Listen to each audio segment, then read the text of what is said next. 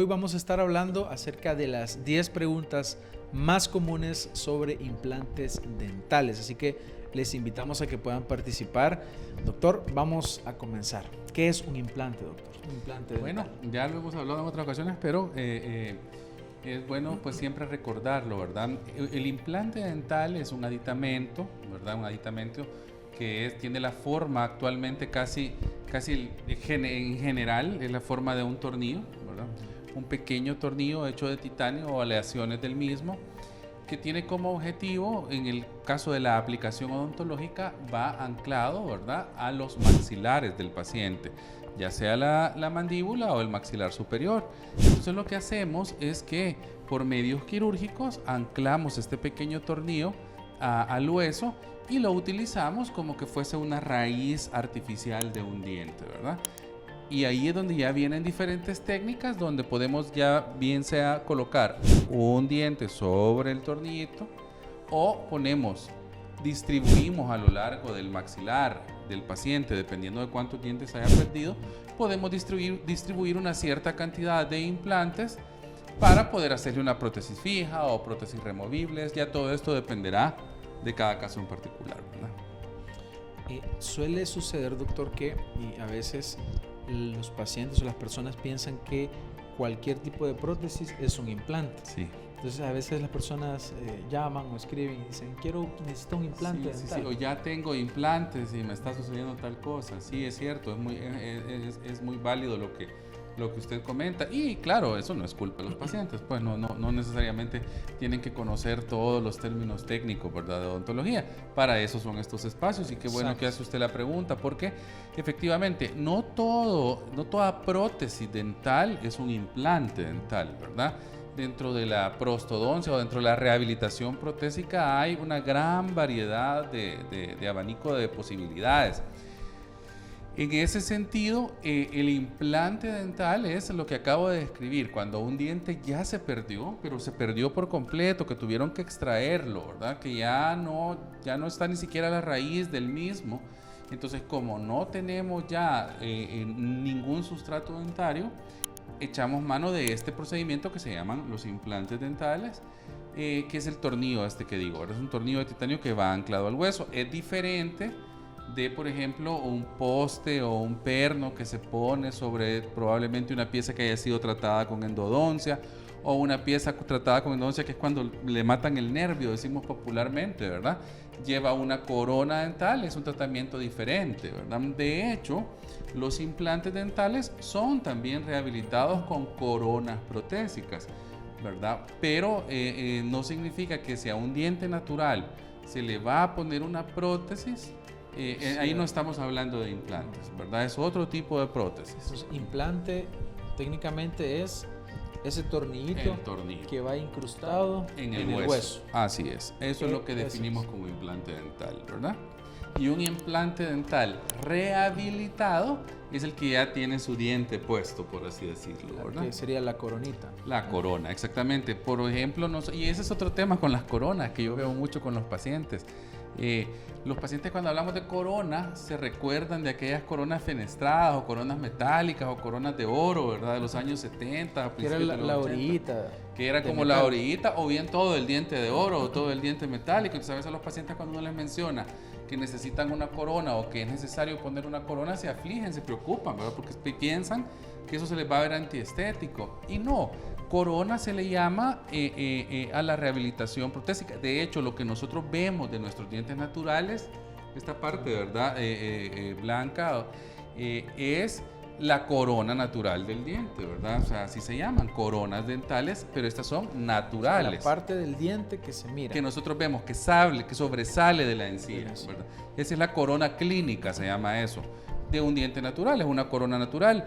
Entonces, cuando hablamos de coronas dentales protésicas, sobre todo en los tiempos modernos, estamos justamente hablando ya de algo que va a imitar a una corona natural. Es lo que buscamos generalmente en este tipo de tratamientos. Para eso utilizamos materiales como el circonio, la porcelana o cerámica, ¿verdad? Hay una serie de alternativas, pero estas dos, la cerámica libre de metal y el circonio, son prácticamente las dos que más se están utilizando actualmente, ¿verdad? Ok, ahí está. Ahora ya entendemos mejor qué es un implante. Y como estamos hablando de las 10 preguntas más comunes, esa obviamente es la más importante porque definimos de qué estamos hablando, pero también hay otra pregunta. ¿Qué ventaja tiene el implante sobre otras formas? Ok, sí, excelente pregunta. Vamos a ver, antes del advenimiento de los implantes dentales, cuando un paciente perdía un diente, prácticamente solo había dos formas de rehabilitarlo, ¿verdad? De reponerlo. Una de ellas era usar algo removible, una pequeña prótesis de poner y quitar, ¿verdad? Que para muchos pacientes son incómodas. Y la otra es hacer uso de la prótesis fija. La prótesis fija tradicional, la cual va soportada sobre dientes naturales, implica, porque todavía hay ciertos casos que se pueden o se tienen que manejar de esa manera, pero entonces en la prótesis fija los dientes naturales de la par del diente que se perdió tienen que ser tallados o tienen que ser desgastados. Hay que hacerles una pequeña preparación, ¿verdad? Un desgaste selectivo para poder entonces fabricar un puente, lo que llamamos un puente fijo, que en este caso si solo falta un diente, el puente viene a ser de 3 piezas, porque estamos ocupando los dientes que hemos desgastado como pilares para reponer el diente que falta en medio. Ahí entonces, sacrificamos un diente que está sano. Exactamente, en la gran mayoría de los casos, si estos dientes están saludables, pues estamos haciendo cierto nivel de mutilación dental, ¿verdad? Que básicamente hay que entender que si no había otra alternativa, imaginémonos que un paciente, pues para su entorno social, pues imagínense qué difícil vivir sin un incisivo central, ¿verdad? O sea, casi que no puede hacer su trabajo, no puede hacer vida social, o sea, es algo que le complica mucho su diario vivir. Entonces, al no tener una mejor opción, pues la prótesis fija se convertía en la forma de reponerle a un paciente eso, su calidad de vida, su función masticatoria, etcétera. Pero, eso sí, a menoscabo o sacrificando en alguna medida las piezas naturales, no sacrificando porque no se van a perder si la técnica es bien aplicada, pero sí sacrificando la integridad de las piezas dentales que estaban a la par, puesto que había que hacerles un desgaste a cada una. Esto es lo que viene a solventar el implante dental. El implante dental nos permite dejar esas piezas vecinas, ¿verdad? Tanto la de un lado como la del otro, completamente intactas, sin tocarlas, sin desgastarles ni un poquito, porque lo que vamos a hacer es insertar el tornillo en el hueso del paciente, para lo cual se hace una pequeña cirugía, por supuesto, ¿verdad? Se hace una incisión en la encía, se levanta y pues se coloca el tornillo en esa zona. Y luego, pues ya después de un tiempo, porque eso es importante mencionarlo, después de un tiempo, para que se dé el proceso que se llama osseointegración, que es en el cual el tornillo de titanio se va a fijar fuertemente al hueso del paciente, y ya va a estar listo para recibir cargas masticatorias y entrar en función. Ese proceso generalmente lleva un tiempo de espera de unos 4 meses más o menos, pero tenemos la virtud de que dejamos los dientes vecinos intactos, ¿verdad? Ahí está. La siguiente pregunta, doctor, es: ¿cualquier persona puede ponerse un implante? Vamos a ver, una gran cantidad de personas, tal vez cualquier persona no, porque hay ciertos casos donde pueden haber contraindicaciones.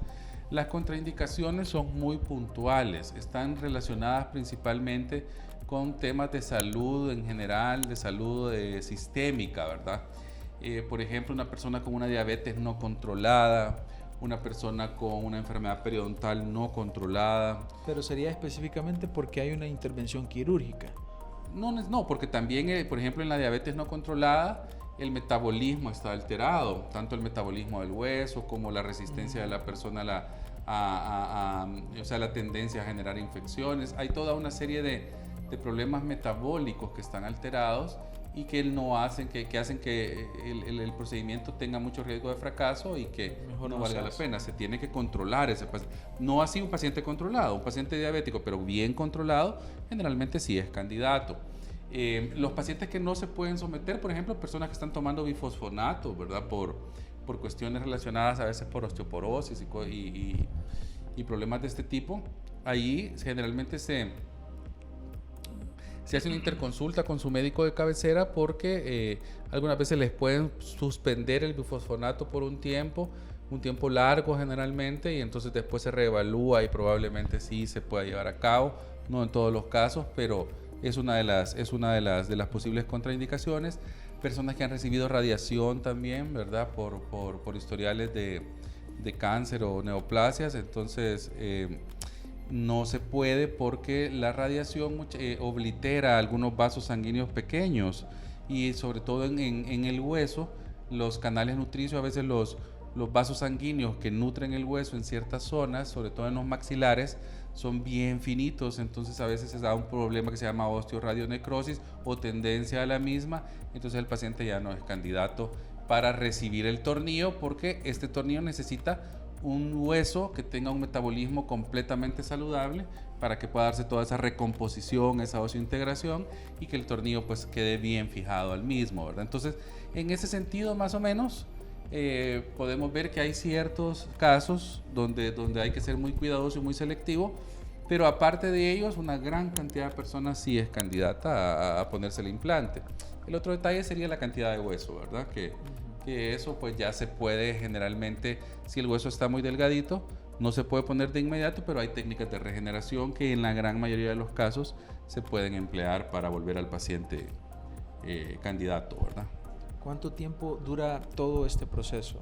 Desde que hay una primera revisión, una primera evaluación, sí, hasta la finalización del tratamiento. Si el hueso está, digamos, en alguna medida apto para recibirlo, entonces el proceso en general dura como unos 4 o 5 meses para estar concluido, ¿verdad? Algunas veces cuando hay que regenerar hueso primero, entonces sí es necesario un proceso un poquito más largo que puede llegar hasta 1 año en promedio, ¿verdad? Para tenerlo terminado. Y bueno, ahí Iván Ramos en Instagram estaba consultando justamente lo que mencionaba hace un momento, y él preguntaba: ¿una persona con diabetes puede ser candidato a implantes si se controla la glucosa?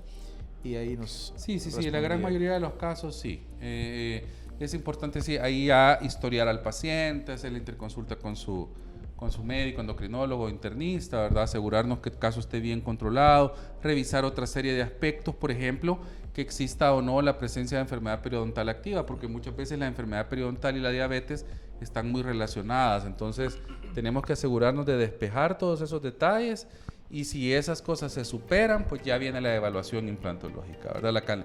La cantidad de hueso, el volumen, etcétera, ¿verdad? Por eso es importante la evaluación. Totalmente, ¿verdad? Así es. Bueno, también por acá nos consulta Diana en Instagram: ¿cuánto duran los implantes en muelas? Vamos a ver, quizás si le entiendo bien su pregunta es cuánto tiempo se lo pone y cuánto tiempo podemos esperar que va a durar de vida útil, ¿verdad? Exacto. Vamos a ver, hay cierto consenso actualmente ya, hay que entender que probablemente no le podemos exigir que duren toda la vida, ¿verdad? Como era algo que en los 90 se usaba mucho, ¿verdad? Que era como una rehabilitación para toda la vida, pero se estima que entre 9 y 15 años ya el procedimiento, el implante como tal ya cumplió. Esto va a variar mucho y va a depender de todo lo que hablábamos, de la edad del paciente, de su condición de salud, de sus hábitos de higiene, de sus controles periódicos, y algunas veces también puede ser que antes de ese periodo la prótesis pueda tener que ser sustituida, es decir, la corona, aunque el tornillo esté en buen estado, y entonces solo se cambia la coronita, la parte visible. Ahí no podríamos decir que la vida útil del implante pues fue muy poca, sino que es la corona la que puede a veces ser necesario que se cambie la prótesis, ¿verdad? Porque pueden haber fracturas, pueden haber accidentes, etc. Recordemos que ellos no descansan, pues, ¿verdad? Incluso hay casos donde pueden durar menos tiempo y no se puede decir que el caso fue un fracaso, sino que ya dependerá de las condiciones particulares del paciente.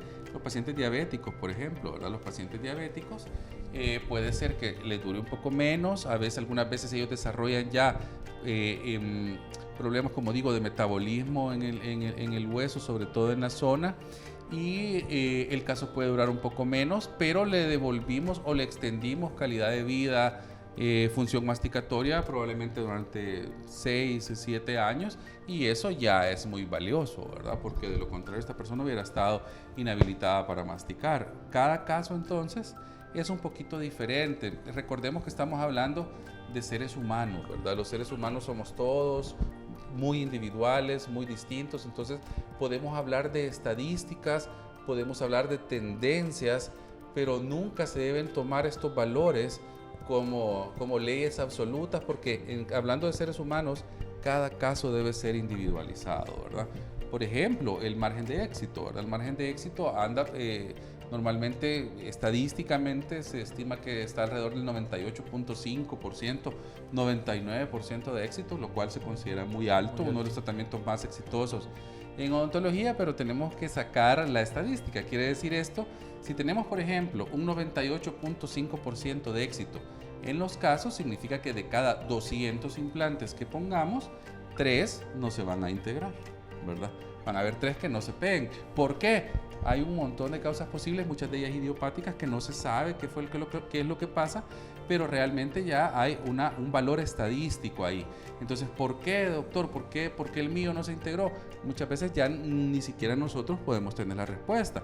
A veces tenemos casos de pacientes a los que en la misma cirugía les ponemos 5 implantes, 4 se integran y 1 no, ¿verdad? Y a veces en condiciones de hueso idóneas, es decir, no pasa en todos los casos, pero eventualmente puede suceder, ¿verdad? Entonces, como todo procedimiento médico, como todo procedimiento relacionado con la salud, tenemos que tener esas cuestiones consideradas, ¿verdad? Que son cosas que pueden suceder, ¿verdad? El proceso de implantación es molesto, duele, las personas pueden temer por eso. Sí, vamos a ver. Es una cirugía, yo el mejor término que he escuchado era un doctor colombiano que decía que la convalecencia es llevadera, decía él, ¿verdad? Es decir, va a tener obviamente una convalecencia posquirúrgica, posoperatoria, ¿verdad? Comparable tal vez a la extracción de un diente, una extracción simple. En la gran mayoría de los casos no suelen ser procedimientos que generen demasiada molestia en los pacientes. Hay que nuevamente hacer la salvedad de que esto varía mucho de un paciente a otro, puesto que esto ya está más relacionado con el umbral del dolor y con la respuesta inflamatoria individual de cada persona, ¿verdad? No todos respondemos, no todos tenemos el mismo umbral del dolor, no todos tenemos la misma respuesta inflamatoria, entonces ya uno con experiencia de haber hecho ya pues más de 1 millar de casos, ¿verdad? Entonces ya uno sabe que todos los casos son diferentes. Sin embargo, el común denominador, o en la gran mayoría de los casos, no suele ser algo muy molesto. Suele ser una cirugía ambulatoria, el paciente se va a su casa, si se le pide que tenga cierto descanso, un reposo absoluto, un par de días, relativo hasta el retiro de puntos, y ya después pues ya vuelve a su vida normal. Nos quedamos esperando el tiempo del que hablábamos, ¿verdad? Viene una segunda fase, que es la fase ya de rehabilitación, donde vamos a fabricar la prótesis. Esta fase suele ser menos molesta incluso, pero sí lleva sus etapas, ¿verdad? La segunda fase, que es la fase donde fabricamos ya el diente o la prótesis, dependiendo de cada situación, ¿verdad? Tenemos por acá una pregunta muy curiosa, doctor. ¿La acupuntura puede ayudarme al bruxismo? No sé, realmente, no es mi campo, ¿verdad? De acupuntura, yo de estas ciencias alternativas realmente no sé ni desconozco, no tengo casuística para opinar sobre ese tema, ¿verdad? Ok, perfecto. Bueno, doctor, tenemos otras preguntas relacionadas siempre a implantes dentales, y es en relación a los cuidados. ¿Qué cuidados debo de tener si ya tengo un implante? Excelente. En primer lugar, una meticulosa y excelente higiene bucal, ¿verdad? Eso es clave. El implante se lo va a cuidar como se cuida sus dientes naturales, como decimos y hemos dicho otras veces, no son dientes biónicos, ¿verdad? No es que me puse el implante y como es de titanio ya a él no le puede pasar nada. De hecho, es lo contrario, hay que cuidárselo un montón, porque tenemos que mantener los tejidos blandos saludables. tenemos que mantener buenos hábitos alimenticios, buenos hábitos oclusales, los hábitos de mordida. No tenemos que estar usando este tipo de prótesis, de hecho ni los dientes naturales tampoco, ¿verdad? Para todo aquello que no sean alimentos, ¿verdad? O sea, comerse las uñas, morder lapiceros, rasgar bolsas, cortar hilos. No digamos, ya eso es casi un sacrilegio, ¿verdad? El tratar de abrir o soltar roscas o corcholatas, esas cosas están, pues ya eso el sentido común nos dice que no se debe hacer, ¿verdad? Decía algo muy importante de los tejidos blandos, la encía, ¿verdad? Mucosa que rodea el implante se debe mantener saludable, completamente limpia e higienizada, porque si no, se pueden presentar problemas o bien de mucositis o periimplantitis, en la cual un implante, aunque haya sido exitoso por mucho tiempo, puede llegar a enfermarse y a perderse.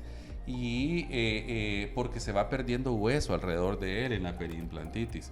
Entonces, ahí no es que el implante fracasó, sino que no se le dio el cuidado y el mantenimiento adecuado, ¿verdad? El hueso que rodea el implante sigue siendo tejido vivo, sigue siendo nuestra responsabilidad como pacientes, ¿verdad? Como mi responsabilidad cuidármelo para que no se me enfermen los tejidos que lo rodean, de manera que el hueso no corra riesgo de perderse y por lo tanto hacer que el implante y la prótesis por ende se pierda, ¿verdad? ¿Qué pasa si fumo? Bueno, que hablando específicamente de implantes dentales, el margen de éxito va a ser mucho más reducido que en un paciente no fumador, ¿verdad? Al igual que la expectativa de vida útil, ¿verdad? El cigarro, digamos, vamos a hacer quizás una transmisión nuevamente para hablar ya específicamente de todos los daños que produce el fumar a la cavidad bucal, ¿verdad? Porque ese tema podemos pasar hora y media aquí hablando de eso, ¿verdad? Pero sí, definitivamente, de hecho el paciente fumador es otro paciente que se debe ver con pinzas cuando vamos a hablar de implantología, es un paciente que debe estar muy consciente de los riesgos-beneficios, es decir, se puede someter al tratamiento, va a ser toda su inversión de tiempo, dinero y esfuerzo, pero es muy importante que tenga en cuenta que si no deja de fumar, el riesgo de que el tratamiento sea exitoso, no sea exitoso va a ser alto y también la durabilidad del mismo va a ser menor. Entonces ahí también depende, a veces uno de criterio profesional, ver de qué caso es candidato y qué caso no. Un paciente fumador que definitivamente fuma mucho y no quieren ni siquiera reducirlo, generalmente no es candidato incluso para implantes. Bueno. Y una última pregunta, doctor. ¿Puede ser que el organismo rechace el implante? Una pregunta muy interesante, ¿verdad? A ver, no hay base científica para decir que el organismo rechace al titanio como tal. Es decir, sin embargo, popularmente hablando, cuando un implante no se integra, suele decírsele así. Algunos pacientes dicen lo rechacé. No es un rechazo realmente, es una falta de osseointegración. Es que el implante no se integró, ¿verdad? No es culpa muchas veces ni del doctor, ni del paciente, ni del material. A veces, sencillamente, como decíamos, a veces puede sí serlo, ¿verdad? Un paciente, por ejemplo, fumador, ¿verdad? O una técnica mal utilizada, a veces pueden llevar a un sistema también de implantes que no tenga todas las condiciones y todas las certificaciones. O sea, hay un montón de variables que entran en juego acá. ¿Cómo identifica usted que lo ha rechazado? Normalmente cuando un implante no se integra, el paciente inmediatamente lo nota, empieza a ver en el tejido blando, se empieza a sentir como, no es molestia, pero sí se empieza a sentir que el tornillito ahí viene para afuera y eventualmente se sale, ¿verdad? Después viene el control y el tornillito está como móvil, ¿verdad? Entonces a veces eso significa que no hay osseointegración. Lamentablemente, a veces, muy raras veces ocurre, pero ocurre, ¿verdad? Los que ya tenemos experiencia en este campo sabemos que es algo que aunque no pasa, que pasa muy poquito, pero puede suceder. Entonces hay que, lo que hablábamos, ¿verdad? Lo que hablábamos del margen estadístico, ¿verdad? Si es un 98.5% de éxito, significa que de cada 200 van a fallar 3. Entonces el número parece bajo, pero ya cuando uno está haciéndolo, pues esto continuamente con sus pacientes, ya uno pues tiene que tener al paciente muy informado y el paciente tiene que estar claro de que esto puede pasar, ¿verdad? Nos pregunta Diana en Instagram, ¿cuánto cuestan los implantes? Ese es un tema, como hemos dicho, ¿verdad? Es bien difícil, no es nuestra intención esconder los honorarios, sino que lo que no queremos es generar falsas expectativas. Y aquí yo les pido a ustedes como pacientes, como usuarios, que me entiendan, porque si yo les digo una cantidad ahorita y usted viene, y cuando usted viene es un 40% más o un 50% más de lo que yo le dije, se va a sentir engañado, ¿verdad? Y realmente es algo que puede pasar, le voy a explicar por qué. Porque puede ser que necesite regeneración de hueso, puede ser que necesite injerto de tejido blando, o sea, hay un montón de variables. Hay un montón de variables que se pueden presentar, entonces por eso es muy importante que nosotros antiguamente dábamos orientaciones, pero realmente nos pasó mucho que algunos pacientes venían y se sentían un poco frustrados porque ya al evaluar su caso, pues su plan de tratamiento, su presupuesto estaba por encima de lo que se pudo haber dicho generalmente en una plática como esta, ¿verdad? Entonces, para evitar esos malos entendidos es que ya en este tipo de plataformas no hablamos así, porque es importante entender que estos no son como bienes de consumo, ¿verdad? Sino que son tratamientos médicos que tienen que ver con la salud y necesitamos individualizar el caso de cada paciente para hacerle un plan de tratamiento. Entonces yo prefiero invitarlos a que vengan a la consulta, pues la consulta de evaluación tiene un costo de $30 en Dental SB, hacemos la evaluación clínica, hacemos el examen radiográfico, hacemos un escaneo intraoral, tomamos fotografías digitales si es necesario también. Entonces ya allí le podemos hacer un plan completamente individualizado y personalizado. Y es como nosotros hemos encontrado que es la forma más ética de tratar a nuestros pacientes, ¿verdad? Así no generamos confusión, no generamos falsas expectativas y tratamos de ser lo más profesionales y lo más responsables posibles. Y bueno, tenemos aquí una última consulta. Elsie Anabel en Instagram dice: si tengo implantes, ¿cuántas veces al año debo visitar al dentista? Bueno, esa es una muy buena pregunta. Lo mínimo es un par de veces, ¿verdad? Pero hay ciertos casos donde tiene que visitarlo hasta 3 veces, cada 4 meses, ¿verdad? Otra cosa, fíjense que este tema es bien interesante, lo hemos platicado anteriormente, ¿verdad? Cuando hablamos de cariología. Esto de las 2 veces al año surgió como un control de caries, principalmente, ¿verdad? ¿Por qué? Porque es un tiempo en el cual uno como odontólogo puede notar alguna lesión incipiente, una desmineralización inicial, y entonces se consideraba, pues, y ahí fue donde se empezó como a estandarizar. Sin embargo, con la experiencia clínica a lo largo de la odontología se ha demostrado que es un control bastante bueno, en el cual casi que cualquier circunstancia se puede monitorear.